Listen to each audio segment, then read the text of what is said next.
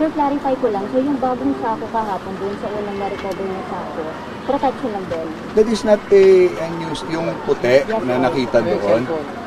Siyempre, yung sako na pinaglalabanan nung unang nakita, punong-puno na siya ng lumot. So, then burned the objects pa na sa loob. So, in order for the investigating team to appreciate, makita yung laman, itinatong siya sa mas malinis na sack na nandun din sa area. Kasi hindi mo siya mapipicturan, marirecord, yun ang purpose nun. Dun sa depth ng 70 at yung 50 kanina, gutay-gutay na yung sack. The milk pack po na nalagay sa cadaver? Hindi na yun yung pinaka-original. Ay, hindi Ano yan? Secondary. No, it wasn't transferred. It is a protection.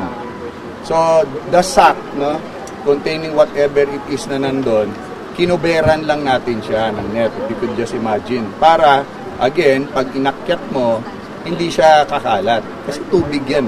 Pero yung itsura, sir, ng pinaka-strongest form na nakita, gutay-gutay na yung cover niya, kapaka nga dun sa bottom So, parang siyang sack siya na, siyempre strands siya na pinagdikit, hinabi mo.